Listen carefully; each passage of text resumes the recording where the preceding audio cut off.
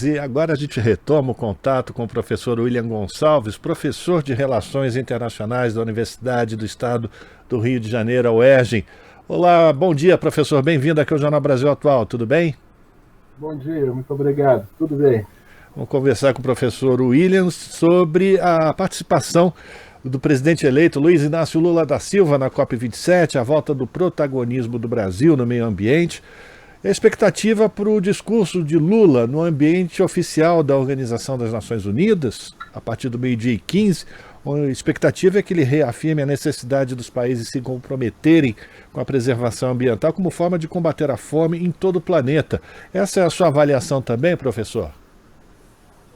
Sim, o presidente Lula fez o discurso que todos esperavam. O discurso de comprometimento do Brasil com a pauta internacional da preservação do meio ambiente, que hoje é uma das mais, se não a mais importante, né? Para o Brasil, a pauta mais importante é a promoção do desenvolvimento econômico e social, mas isso não pode ser feito dissociado da pauta ambiental, não pode se promover mais o desenvolvimento econômico e social em detrimento do meio ambiente. Portanto, o discurso do presidente Lula foi um discurso muito forte, muito denso nesse sentido, comprometendo o Brasil, como não podia deixar de ser, e era por isso que o discurso dele era aguardado, né? Foi muito bom.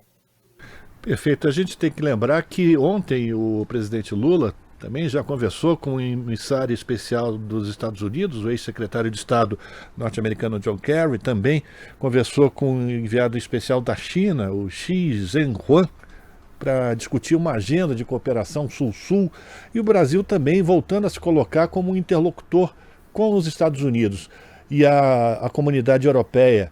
Isso é muito importante, não, professor? Olha, a inserção de um país no meio internacional, ela constitui a resposta a três questões. O que é, como é visto, o que quer ser. O que é a realidade do país.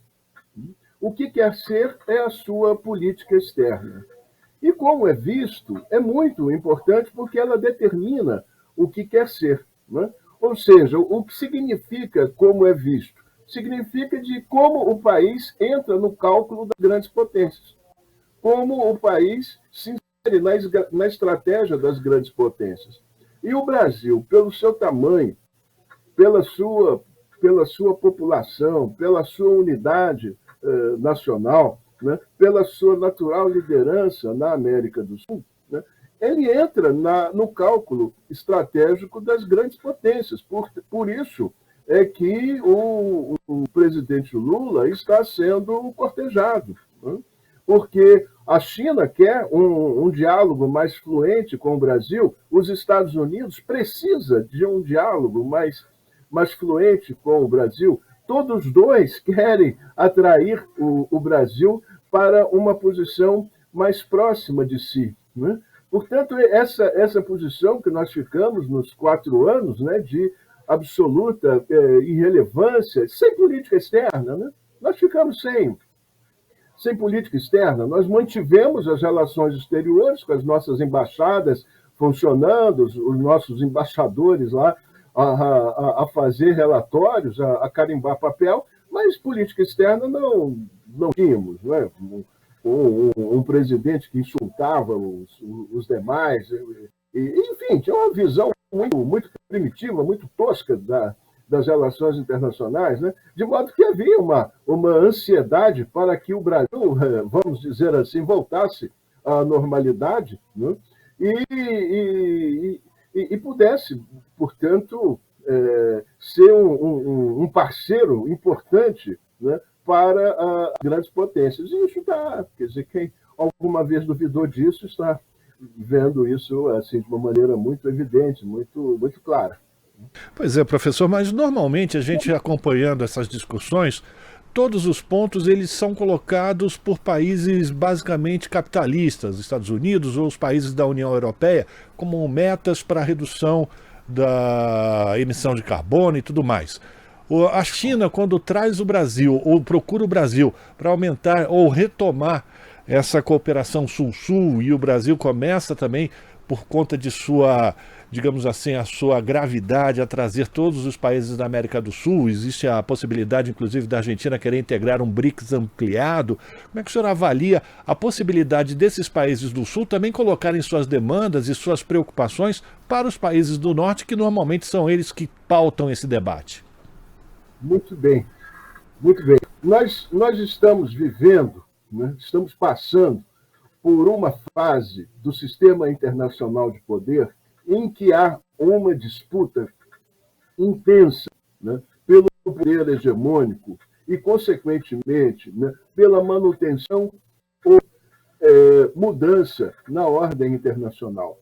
Evidentemente que os Estados Unidos lutam para manter uma ordem internacional que ele, seus aliados, né, e seus interesses prevalecem. De outro lado, temos a China e a Rússia.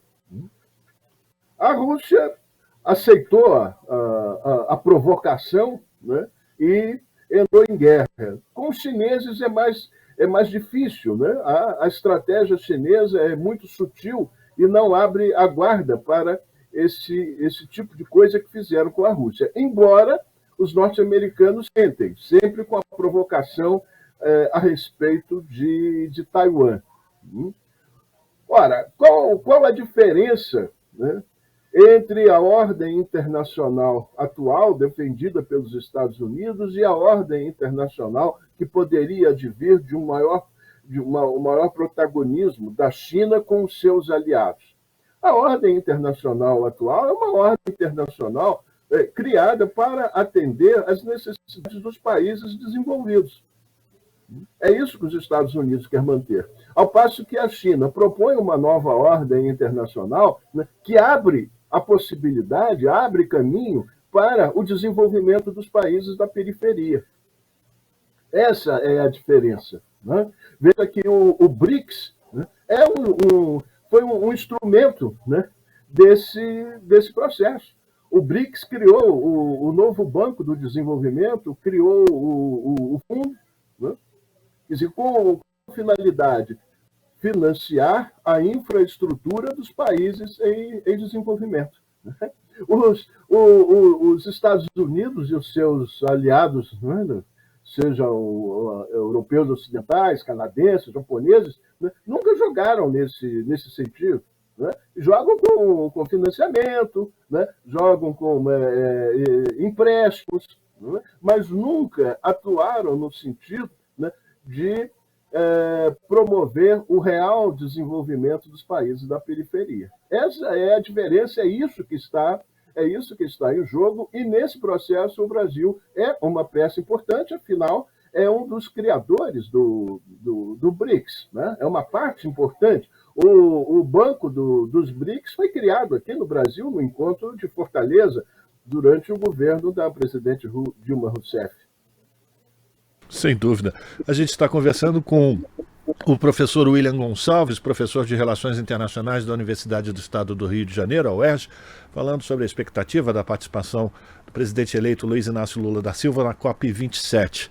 Professor, vamos voltar a falar então agora da preservação das florestas. Hoje também existe a expectativa, a previsão de que Lula participe do evento Carta da Amazônia, uma agenda comum para a transição climática, ao lado de governadores como o Valdez Góes, do PDT, do Amapá, Gladson Camelli, do Partido Progressista do Acre, Mauro Mendes, da União do Mato Grosso, Helder Barbalho, MDB Pará, Vanderlei Barbosa, Republicanos Tocantins, e Marcos Rocha, do União de Rondônia. Ou seja, partidos que muitos deles bem alinhados, ou estavam muito alinhados com o governo Bolsonaro. Como é que o senhor vê esse novo rearranjo, digamos assim, dessas forças políticas com foco na preservação a partir desse encontro com Lula e a COP27?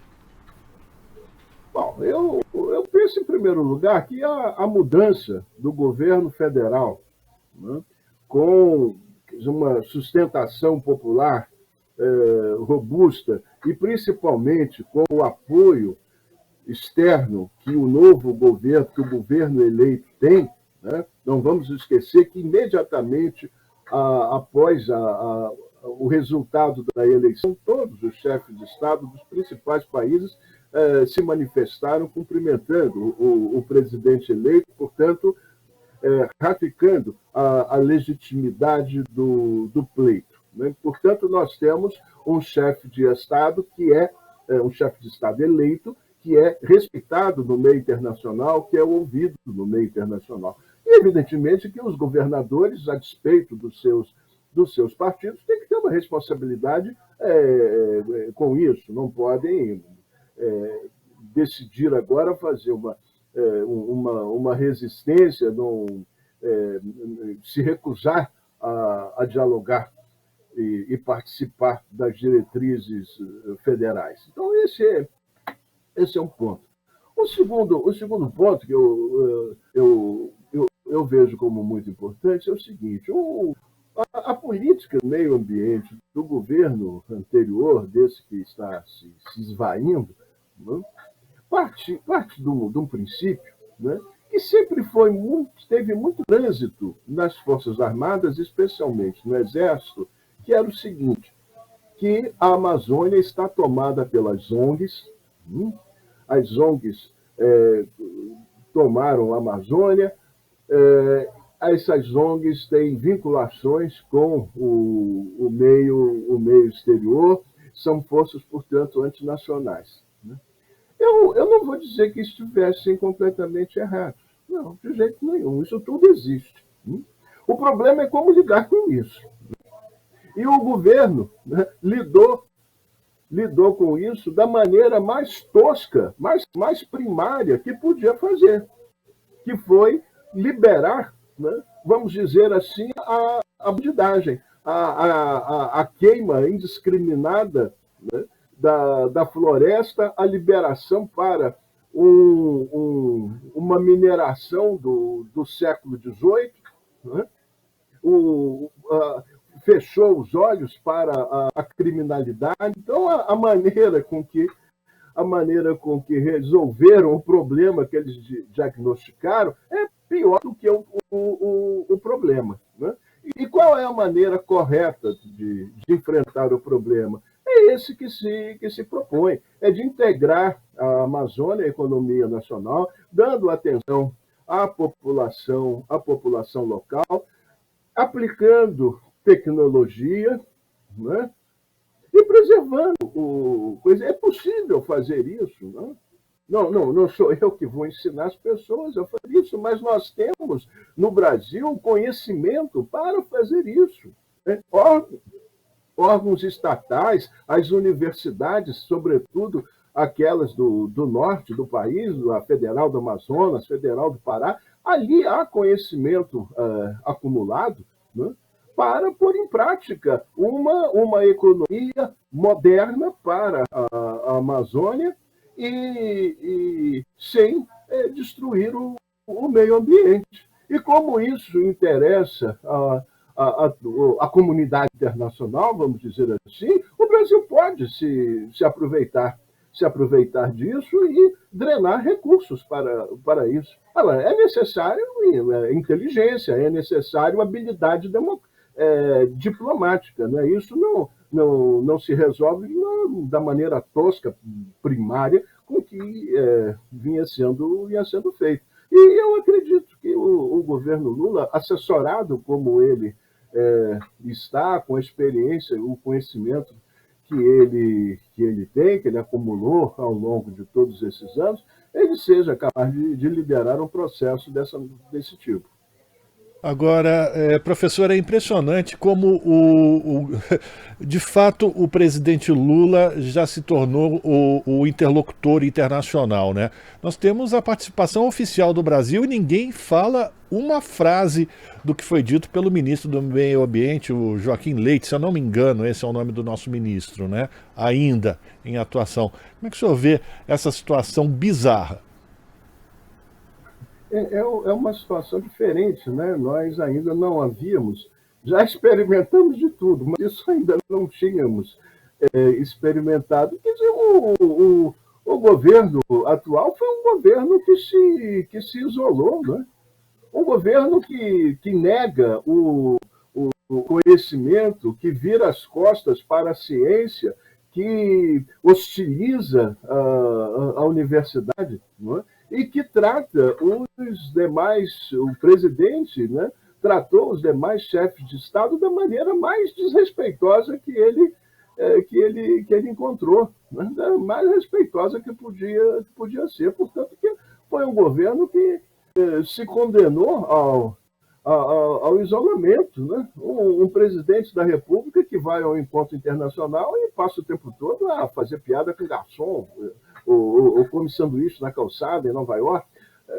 Isso, claro, ninguém leva uma figura dessa a sério, tampouco de seus ministros, porque afinal foram escolhidos por ele, não podem ser pessoas sérias mesmo, porque ninguém sério, ninguém competente admitiria participar de uma coisa grotesca como essa, não é? Portanto, aquela participação do atual ministro foi uma participação puramente formal. De certo, ninguém sequer prestou atenção no que ele disse. Enfim, uma coisa melancólica. Inédita, né? Inédita. Nunca vimos isso. Veja que eu lembro quando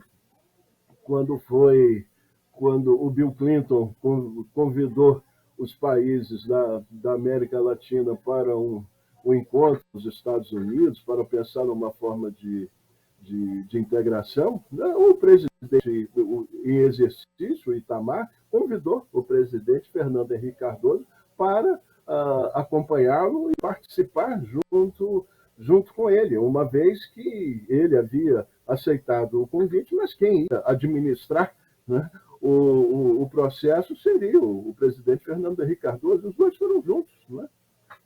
Mas essa civilidade nós não se perdeu, né? Eu espero que fique para a história, nunca mais se repita. Perfeito. Quero agradecer a participação do professor de Relações Internacionais da Universidade do Estado do Rio de Janeiro, a UERJ, o professor William Gonçalves, fazendo uma avaliação da participação do presidente eleito Luiz Inácio Lula da Silva nas discussões que acontecem no Egito durante a COP27. A expectativa hoje para a participação do discurso de Lula no ambiente oficial da Organização das Nações Unidas e as relações que começam a se restabelecer entre Brasil e o resto do mundo, capitaneado por Lula. Muito obrigado, viu, professor? Eu que agradeço a oportunidade, Rafael. Um abraço, tenha um bom dia. Bom dia. Conversamos com William Gonçalves aqui no Jornal Brasil Atual. Aqui você ouve as notícias que os outros não dão. Jornal Brasil Atual.